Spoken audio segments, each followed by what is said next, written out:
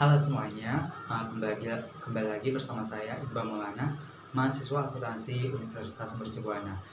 Video kali ini dibuat untuk memenuhi tugas besar 2 mata kuliah Perekonomian Indonesia dengan dosen pengampu Bu Rika Pernamasari SMAK. Video kali ini saya akan menjelaskan tentang dua permasalahan perekonomian yang ada di Indonesia. Baik, langsung saja disimak videonya ya. Baik, untuk masalah yang pertama ini, kebijakan fiskal yang dilakukan oleh pemerintah sebagai percepatan pembangunan struktural di Indonesia. Kebijakan fiskal itu sendiri merupakan langkah-langkah pemerintah untuk membuat perubahan-perubahan dalam sistem pajak atau dalam belanjanya dengan maksud untuk mengatasi masalah-masalah ekonomi yang dihadapi. Kebijakan fiskal juga merupakan kebijakan yang mengatur penerimaan dan pengeluaran negara. Tujuan dari kebijakan fiskal itu sendiri ada 6. Yang pertama, meningkatnya laju investasi. Kebijakan fiskal bertujuan meningkatkan dan memacu laju investasi di sektor swasta dan sektor negara. Selain itu juga, kebijakan fiskal juga dapat dipergunakan untuk mendorong dan menghambat bentuk investasi tertentu. Dalam rangka itu, pemerintah harus menerapkan kebijakan investasi berencana di sektor publik. Namun, pada kenyataannya di beberapa negara berkembang dan tertinggal terjadi suatu problem atau masalah, yaitu di mana langkahnya tabungan sukarela, tingkat konsumsi yang tinggi, dan terjadi investasi di jalur yang tidak produktif dari masyarakat di negara tersebut. Hal ini disebabkan tidak tersedianya modal asing yang cukup baik dari swasta maupun dari pemerintah. Oleh karena itu, kebijakan fiskal memberikan solusi, yaitu kebijakan fiskal dapat meningkatkan rasio tabungan inkremental yang dapat dipergunakan untuk meningkatkan, memacu, mendorong, dan menghambat laju investasi. Lalu yang kedua itu untuk mendorong investasi optimal secara sosial. Dikarenakan investasi jenis ini memerlukan dana yang besar dan cepat yang menjadi tanggungan negara secara serentak, berupaya memacu laju pembentukan modal. Nantinya investasi optimal secara sosial ini bermanfaat dalam pembentukan pasar yang lebih luas, peningkatan produktivitas, dan pengurangan biaya produksi. Lalu tujuan yang ketiga, untuk meningkatkan kesempatan kerja. Untuk merealisasikan tujuan ini, kebijakan fiskal berperan dalam hal pengelolaan pengeluaran seperti dengan membentuk anggaran belanja untuk mendirikan perusahaan negara dan mendorong perusahaan swasta melalui pemberian subsidi, keringanan, dan lain-lainnya. Sehingga dari pengupayaan langkah ini tercipta tambahan lapangan pekerjaan. Namun, langkah ini harus juga diiringi dengan pelaksanaan program pengendalian jumlah penduduk. Tujuan yang keempat, untuk meningkatkan stabilitas ekonomi di tengah ketidakstabilan internasional. Kebijakan fiskal memegang peranan kunci dalam mempertahankan stabilitas ekonomi menghadapi kekuatan-kekuatan internal dan eksternal. Dalam rangka mengurangi dampak internasional, fluktuasi siklis pada masa harus diterapkan pajak ekspor dan impor. Pajak ekspor dapat menyedot rezeki nomplok yang timbul dari kenaikan harga pasar, sedangkan biaya impor yang tinggi pada impor barang konsumsi dan barang mewah juga perlu untuk menghambat penggunaan daya beli tambahan. Tujuan yang kelima yaitu untuk menanggulangi inflasi. Salah satunya adalah dengan cara penetapan pajak langsung progresif yang dilengkapi dengan pajak komoditi. Karena pajak seperti ini cenderung menyedot sebagian besar tambahan pendapatan uang yang tercipta dalam proses inflasi.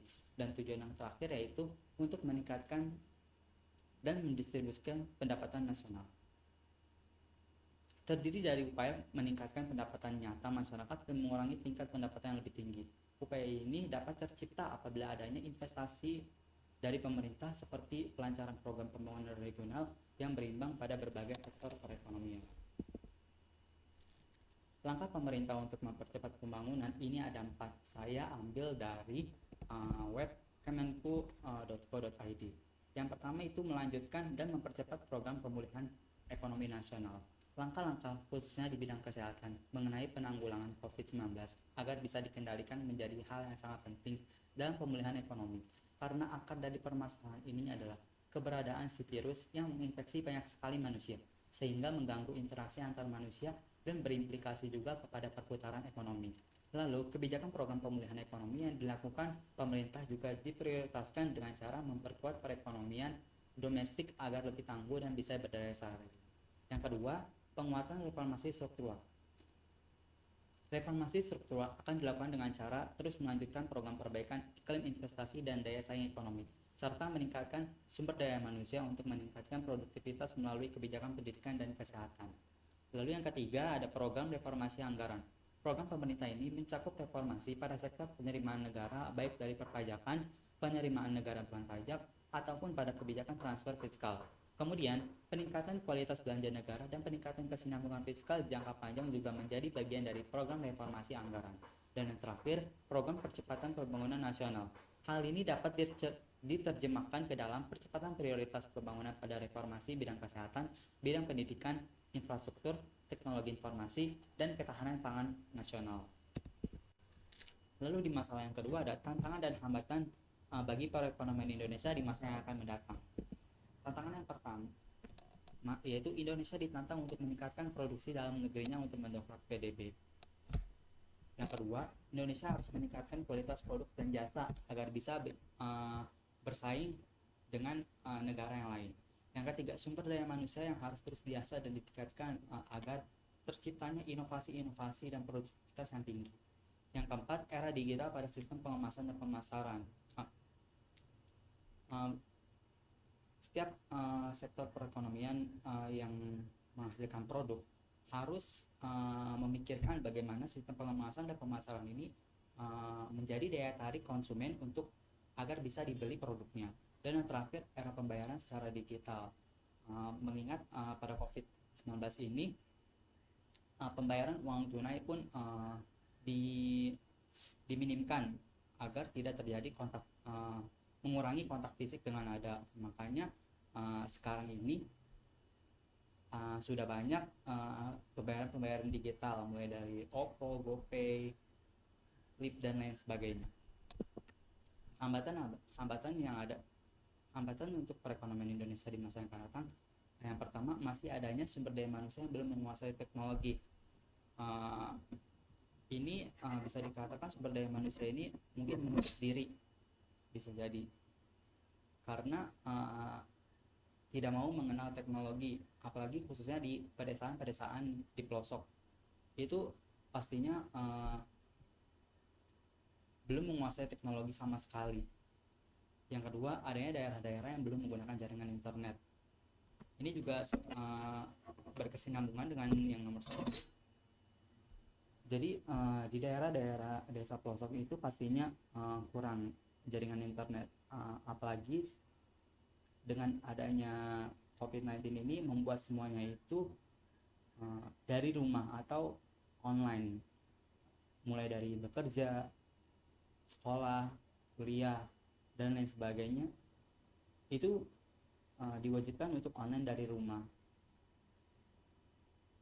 Maka dari itu pemerintah harus memikirkan gimana caranya daerah-daerah yang pelosok ini setidaknya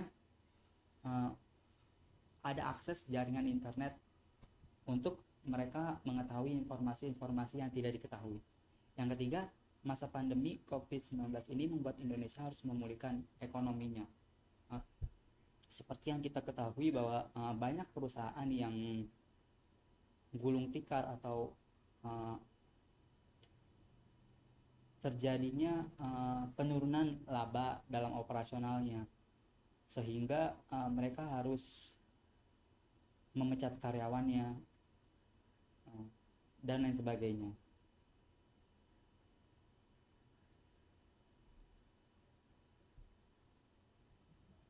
Mungkin itu saja dua masalah perekonomian Indonesia yang bisa saya jelaskan. Jika ada salah kata, mohon dimaafkan.